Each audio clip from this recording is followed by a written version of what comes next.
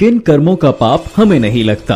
दोस्तों ये तो आप जानते ही हैं कि श्रीमद् भगवत गीता का ज्ञान भगवान श्री कृष्ण ने महाभारत युद्ध शुरू होने से पूर्व अर्जुन को दिया था, जिसमें एक अध्याय के दौरान अर्जुन ने श्री कृष्ण से ये भी पूछा, हे प्रभु क्या आप मुझे बता सकते हैं कि वो कौन से कर्म हैं जिनका पाप मनुष्य को नहीं लगता है। तब भगवान श्री कृष्ण अर्जुन को जवाब देते हुए कहते हैं, हे अर्जुन, यदि कोई कार्य निष्काम कर्म योग के हित में किया जाए तो उसका ना पाप लगता है और ना ही पुण्य। उसके बाद अर्जुन बोलते हैं कि हे माधव, यह निष्कर्म कर्म योग आखिर क्या है?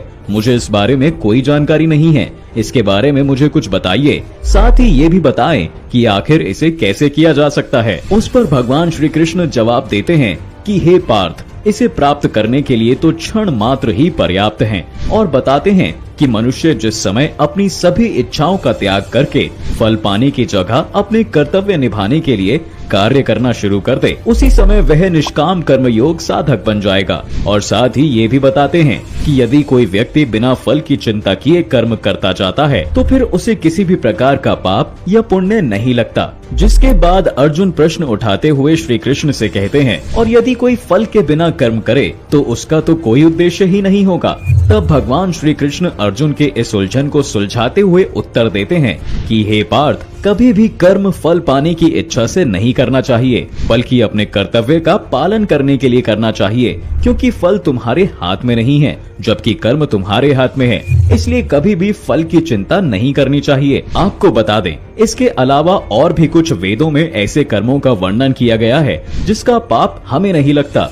उन्हीं में से एक कर्म कुछ इस प्रकार है, जो कर्तव्य कर्म भगवान को ही अर्पण कर दिया जाए, ऐसे कर्मों का पाप हमें नहीं लगता।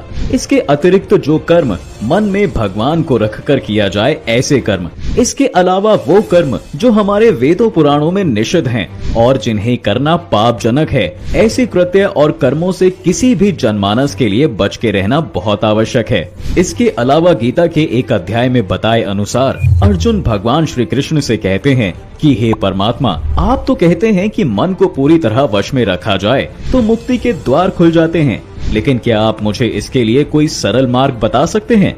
आपकी अति कृपा होगी।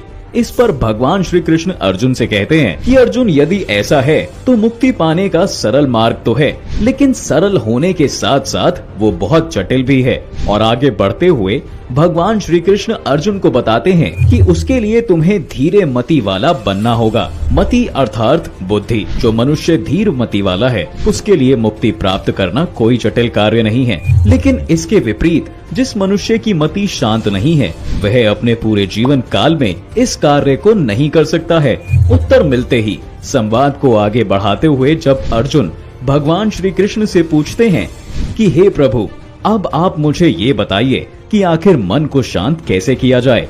इसका जवाब देते हुए भगवान श्री कृष्ण अर्जुन से कहते हैं, हे पार्थ, क्या तुम्हें ज्ञात है कि इस मन को शांत करने के लिए सबसे बड़ी चीज विश्वास और अपने कर्तव्य के ऊपर ध्यान है। जो व्यक्ति परमात्मा में विश्वास करते हुए अपने कर्तव्य का पालन करता है उसका मन हमेशा शांत रहता है और वह व्यक्ति अपने मन को वश में करके अपने जीवन पथ पर हमेशा आगे बढ़ता जाता है। तत्पश्चात अर्जुन भगवान श्री कृष्ण से पूछने लगते हैं कि हे प्रभु, मैं आपकी बतलाई सभी शिक्षाओं का अनुसरण अपने जीवन में अवश्य करूंगा। दोस्तों, आपके जीवन का सबसे बड़ा पाप क्या है? नीचे कमेंट करके जरूर बताएं।